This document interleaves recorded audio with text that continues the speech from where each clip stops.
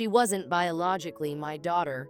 My stomach dropped, and for a moment, I thought I might be sick. My mind raced with a whirlwind of emotions: shock, anger, betrayal, and a deep, aching sadness that settled in my chest like a lead weight. The words on the screen blurred as tears filled my eyes. I sat there for what felt like hours, staring at the results, trying to make sense of what this meant for my life, my marriage, and most importantly, my relationship with the little girl I had raised and loved as my own. I thought about the first time I held her in my arms, the countless sleepless nights rocking her to sleep, her first steps, and her first words. All those memories were real, weren't they?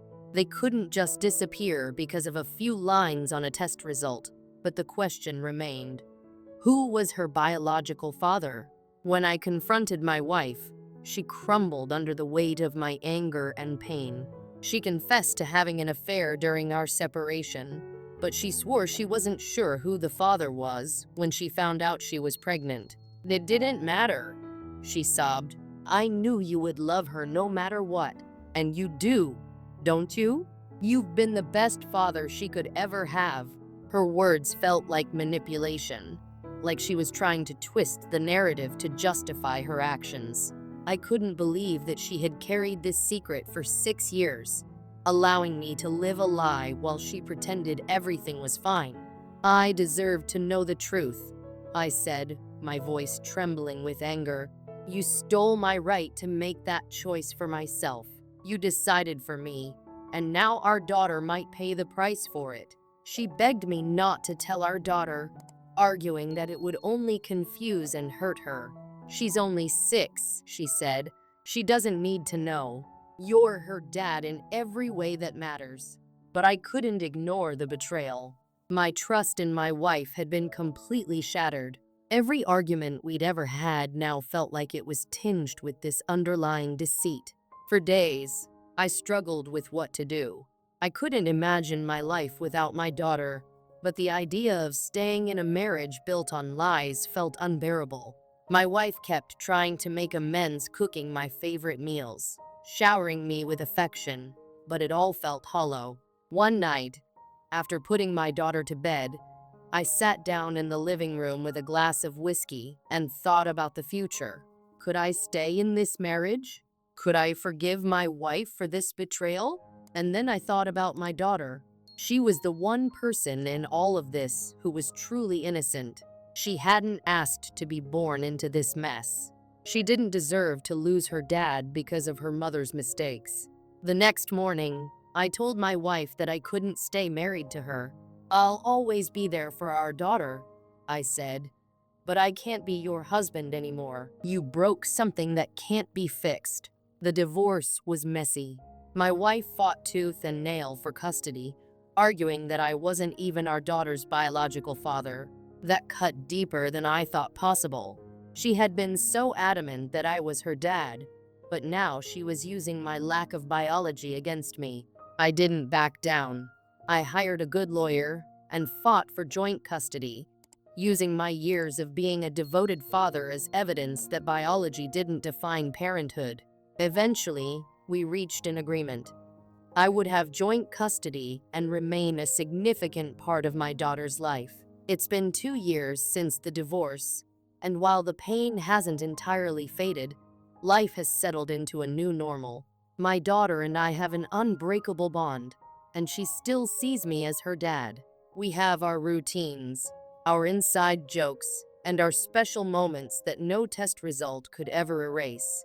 As for my ex-wife, she's moved on, though our relationship remains strained. We co-parent as best as we can, but the trust and love that once defined our marriage are gone. Sometimes, I think about whether or not I should tell my daughter the truth. Part of me believes she has a right to know, but another part of me fears it would only hurt her and make her question everything she's ever known.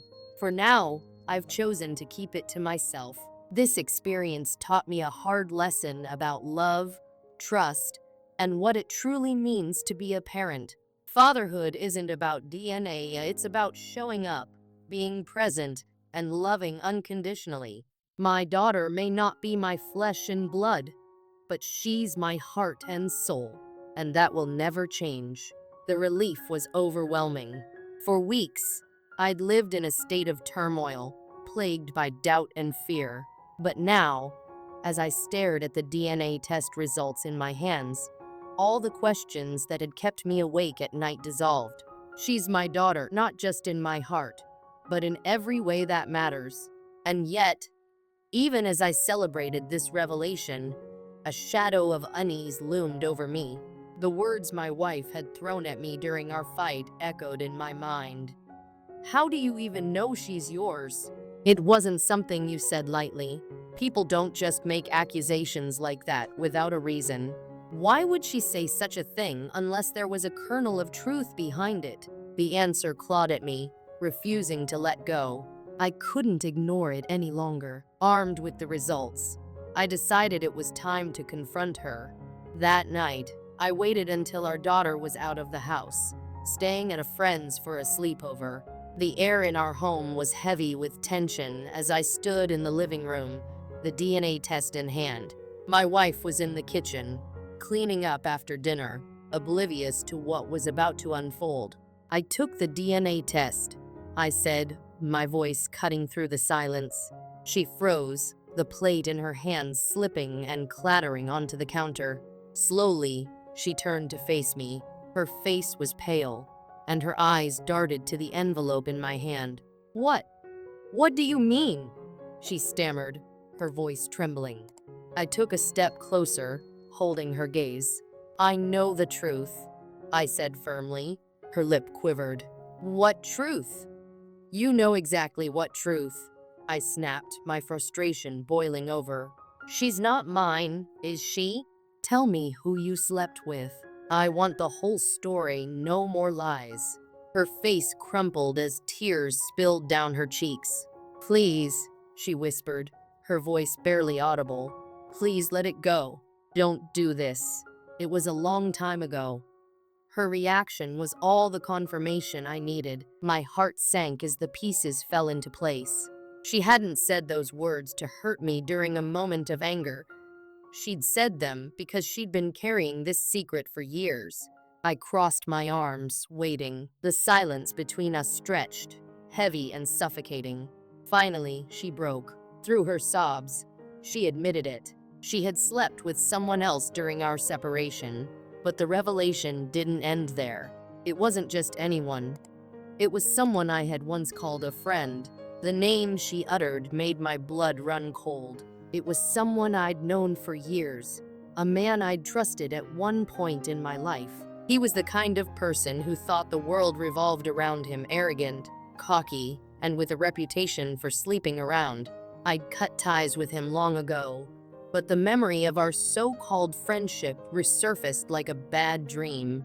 My wife collapsed onto the couch, burying her face in her hands. It was a mistake, she said, her voice muffled by her sobs. I was angry. I was hurt. I just found out you went on that date, and I wasn't thinking clearly. I regretted it the moment it happened. Her words stung, each one a dagger to my chest. I wanted to yell, to rage, to throw anything to release the pain that was consuming me. But instead, I stood there, numb. You've been lying to me, I said quietly, my voice trembling with barely suppressed anger. All these years, you've been lying. I didn't know what to do, she cried. I thought it would ruin everything if you found out. And then when our daughter was born, I knew you were her father. I didn't need a test to tell me that. You're her dad in every way that matters. Her words were meant to comfort me, but they only added fuel to the fire. You don't get to decide what matters, I shot back. You robbed me of the choice to know the truth. You kept me in the dark while carrying this secret like it was nothing. She reached for my hand, but I pulled away. Please, she begged. Don't tell him. Don't let him into her life. He doesn't deserve to be a part of it. You've always been her father. Don't take that away from her. Her desperation was palpable, but so was my anger. The thought of that man having any connection to my daughter, made my skin crawl. But what kind of example was I setting by staying in this marriage? A marriage built on lies and half-truths? The weight of her betrayal pressed down on me like a heavy stone, and I realized something I hadn't wanted to admit. Maybe we'd been staying together for all the wrong reasons. We told ourselves we were doing it for our daughter, but was that really what was best for her? What kind of life were we giving her if our home was filled with resentment and mistrust? The thought of leaving was devastating. I couldn't imagine not coming home to my daughter every day, not being there for bedtime stories and goodnight hugs. But staying might be worse. That night, I slept on the couch. Or at least, I tried to. My mind raced with questions, doubts, and anger. By the time morning came, I was exhausted, both physically and emotionally. I decided I needed help. I couldn't navigate this mess on my own. I scheduled a counseling session just for myself. If I was going to figure out what to do next, I needed clarity. The first session was eye-opening. The therapist didn't give me answers, but asked the kind of questions that forced me to confront the hard truths I'd been avoiding. Did I still love my wife? Could I ever trust her again? And most importantly, what kind of example did I want to set for my daughter? One thing became painfully clear. Love isn't always enough to sustain a relationship. Trust is just as important, if not more so. Without it, love becomes a fragile thing, delicate, easily shattered by betrayal, and almost impossible to piece back together. When I first discovered my wife's betrayal, it felt like the ground beneath my feet had crumbled away. The woman I thought I knew, the partner I had trusted with my life, suddenly seemed like a stranger. The love we had built over the years felt like a cruel illusion, and the vows we exchanged seemed like empty words whispered in a forgotten dream. In the weeks that followed, I found myself spiraling, reflecting not just on my marriage, but on myself. It was as though a mirror had been held up to my soul, forcing me to confront my own flaws and insecurities. Was there something I could have done to prevent this? Had I failed her in ways I didn't realize? The answers weren't easy to face, and the weight of those questions pressed heavily on my chest every single day. I'd always prided myself on being a good father. My daughter was my light, the best thing I had ever done in this world. But had I been the husband my wife needed? Did I create an emotional distance without even realizing it? Or was this betrayal a choice entirely her own, unrelated to anything I did or didn't do? As I wrestled with my thoughts, my wife threw herself into repairing the damage she had caused. She suggested couples counseling, desperate to find a way back to what we once had. She apologized over and over, sometimes through tears, other times with a quiet determination in her voice. Her words were full of promises to change, to be transparent, to do whatever it took to earn back my trust. But trust isn't something you can force back into existence. Every time I looked at her, all I could see was the betrayal. It played on a loop in my mind, each moment a sharp dagger to the heart. Her efforts, while sincere, felt hollow against the enormity of what she had done. I knew the road ahead wouldn't be easy, no matter what path I chose. Staying would mean years of hard work, of painstakingly rebuilding something that might never resemble what it once was.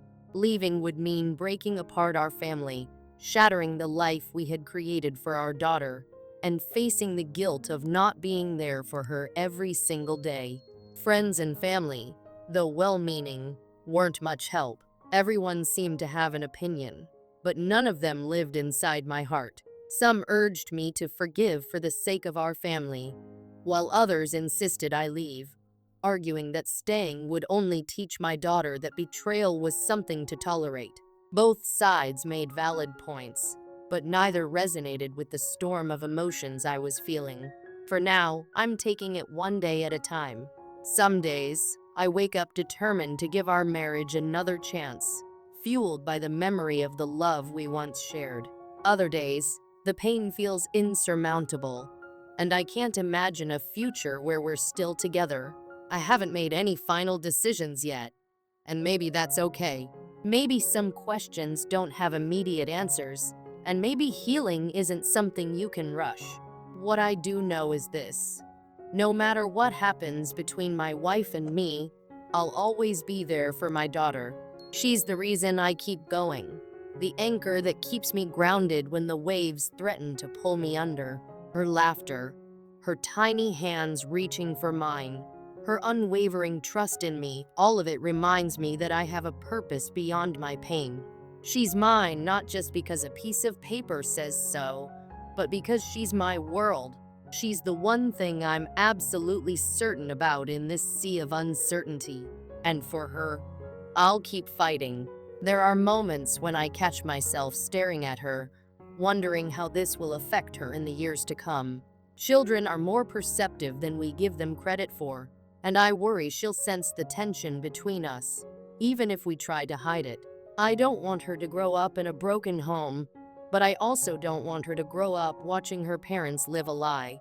As for my wife, I don't know if we can ever rebuild what we once had.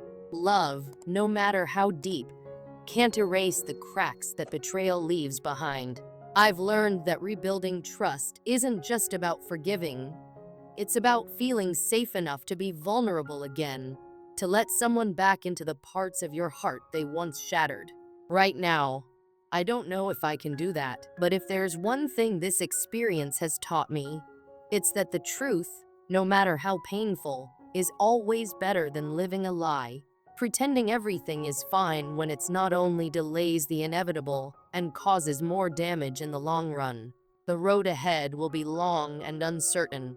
There will be moments of clarity and moments of doubt, days when I feel strong enough to face the future, and days when the weight of it all feels unbearable. But for my daughter's sake, and for my own, I owe it to myself to try to heal, to try to forgive, whether I stay or go, and to try to find a path forward that doesn't sacrifice my own happiness. I've started journaling, pouring my thoughts onto paper when they become too overwhelming to keep inside. It's a small step, but it helps. I've also taken up running, finding solace in the rhythmic pounding of my feet against the pavement. These moments of clarity, fleeting as they may be, remind me that healing is possible, even if it feels far away right now. Some nights, I find myself sitting alone in the living room after everyone else has gone to bed, staring out the window and wondering how we got here. I think about the early days of our relationship, the laughter, the shared dreams, the moments when we couldn't imagine life without each other.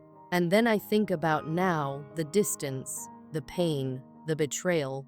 It feels like two different lives, two different people. But amidst all the pain and confusion, there's a tiny ember of hope. Maybe it's foolish, or maybe it's the part of me that refuses to give up on the idea of love and redemption. I don't know what the future holds, but I do know that I'm not the same person I was before this happened. I've been forced to confront my own vulnerabilities, my own capacity for resilience, and my own definition of what it means to love and be loved. No matter where this journey takes me, I'll carry these lessons with me, and no matter what happens, my daughter will know that she was always my first priority, my greatest joy, and my most important reason to keep moving forward. As for my wife, time will tell whether our story ends here or if we can write a new chapter together.